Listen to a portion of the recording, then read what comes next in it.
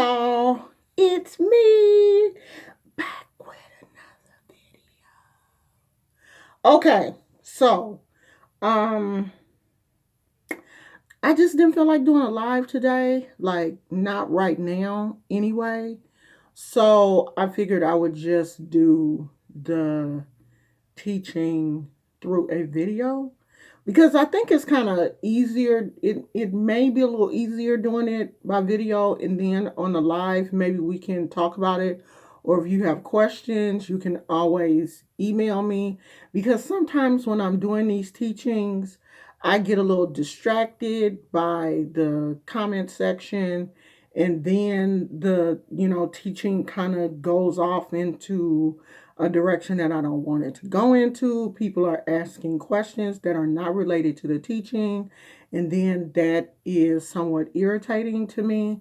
So we're going to do it this way and see how this works. If this doesn't work, we'll go back to the live. I mean, we will do lives, but I'm just not going to probably do the teachings in the live.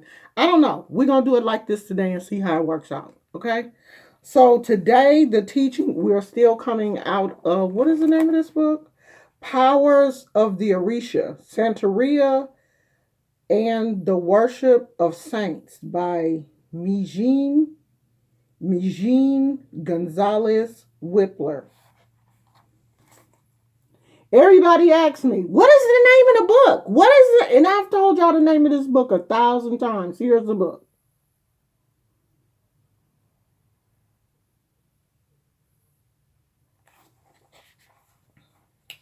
So, the IBEYE are also known as the divine twins. They are identified with several saints, and in each synchronism, they are given different African names. As Saint Cosme and Damien, they are known as Taiwo and Kinde, as Saint Crispin and Crispitian. They are also known as Talibai and Saloku, and as Saints Justa and Rufina. They are known as Olori and Orina. Their most popular identification is with the Saint Cosme and Damien. Now, I know nothing about the saints when they talk about the IBEYE, but people who honor the IBEYE will usually have two dolls. One, of course, dressed as a boy because he represents the male, and the other doll, dressed as a girl. He will be in blue, she will be in pink, and they are always together on the altar.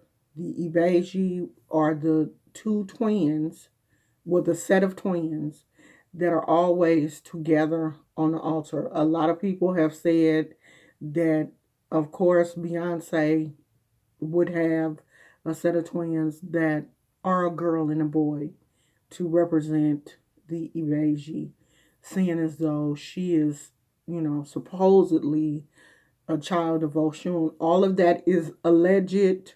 We don't know for sure, and we may never know for sure. But it's just kind of interesting to me that she did have a set of twins that were a boy and a girl. And now, celebrities can do anything. You can, go in and have twins. They can do whatever they want to do because they got the money to do that. Whereas, common folks like us, if we have twins, we just, have twins. We can't select in utero what the babies will be. But, rich people, they got it like that. Well, people with money. We all rich. We all rich. We rich in something. It may not be in money. I could be rich in knowledge or rich in love or something. So we're all rich. But some people are just financially rich. And Beyonce and Jay-Z just happen to be people that are, financially rich. So it says their feast day is September 27th. So, according to the legend, Cosme and Damien were twin brothers who practiced medicine without charging fees. During the early persecution of Christians, they were executed for their beliefs. From the 5th century onward, their cult became very extensive, and the fame of the martyrs spread so quickly that they soon became known as the Holy Moneyless Ones. The Catholic Church acknowledges that there is good evidence that there were two early martyrs bearing these names, but there is no known data about them.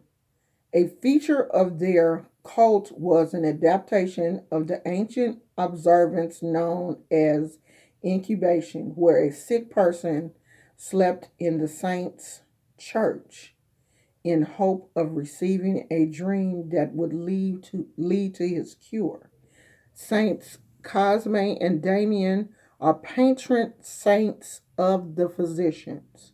So that would be the Catholicism side because they honor the saints, they pray to the saints. So that's their part of it. So the Ibeji as a cosmic force. They are seen as a symbol of infancy and represent childhood. That's why I said most people when they have them on their altar, it's like little baby dolls. But the dolls are small infant dolls. They look like a baby doll, but it's a little boy baby doll and a little girl baby doll. And the duality of life. There are several sets of Ibeji. Sometimes the twins are two boys, sometimes they are two girls, and other times they are a boy and a girl. Now, see, I didn't even know that because I've always seen them represented on people's altar as a boy and a girl. Okay? They are said to be the children of Shango and Oya, although some traditions name Oshun as the mother. They symbolize the joy of innocence and are pampered by all of the Orishas, especially Yemaya, who is said to have raised them. Like Shango, they live on the palm tree. They are the patrons of barbers and surgeons. So that means that people who are like in that field would honor the Abeji. So the Abeji's representation, the baby Orishas are represented as two small dolls carved in wood and sitting on two low stools tied together with a piece of string. The male doll wears a necklace of red and white beads, a symbol of Shango, while the female wears white and blue necklace, which is a symbol of Yemaya. And what it is, is like your babies have on one aleke.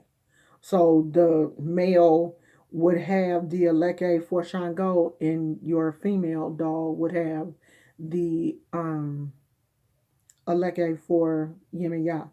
I haven't seen any carved in wood, but I'm pretty sure if you look on Amazon or you look around, you probably can find them carved in wood. The ones that I have seen personally have been dolls that either people have purchased in the store and then made their little outfits and then put their alekes on them.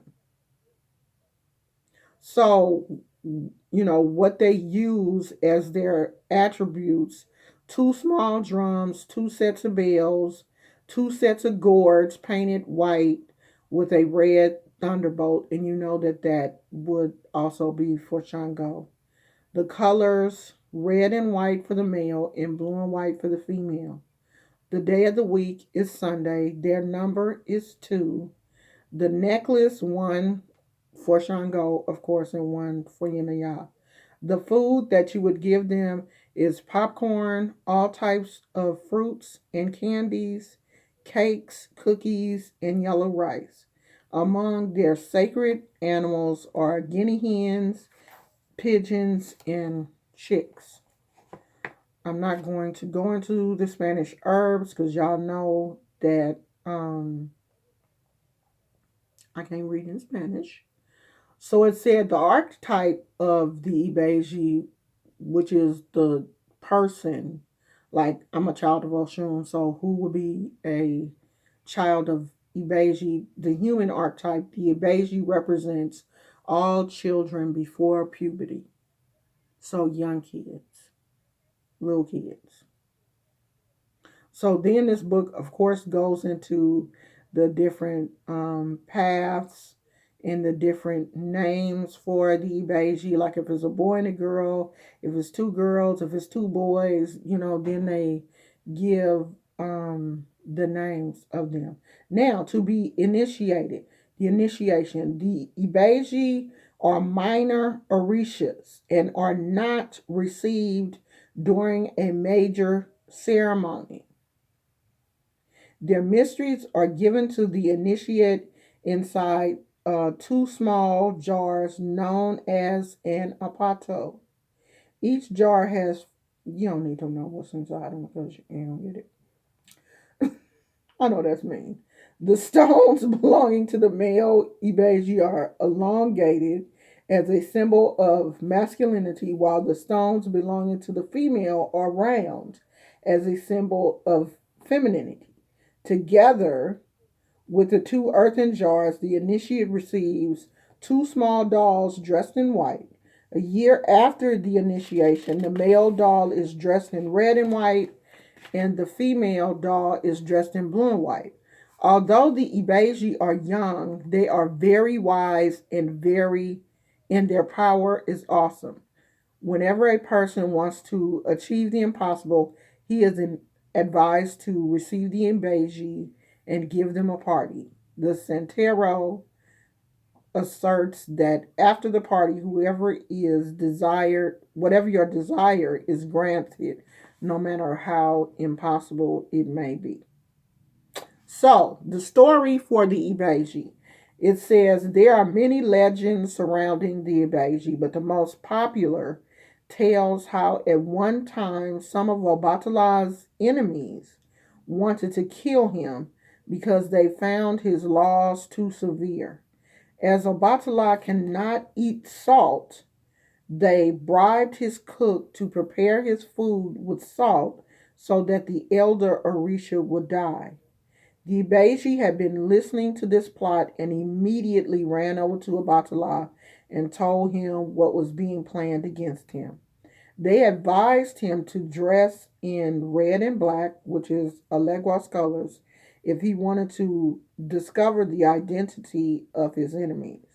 Obatala followed the twins' advice and was soon able to determine who was plotting his downfall. From that day onward, he gave the Ibeji powers and made them the banner of the religion. This is the source of the Ibeji's great influence and preponderance in the religion. So these babies saved Obatala's life. So in that they were given a certain amount of power. Did I bring my water, child? My throat's so dry. They were given a certain amount of power in the Orisha pantheon. So this is interesting. In this book, they don't have any pictures of the Ibeji. There's no pictures in this book, period. I think in another book that I have, they do have pictures of them. And if I find some pictures, I will upload them to my community wall. If you have any questions about, the teaching, put them in the comment section and I will be more than happy to answer your questions. If I come in later and do a live, then we can, talk about the situation then. If I don't, you got the teaching.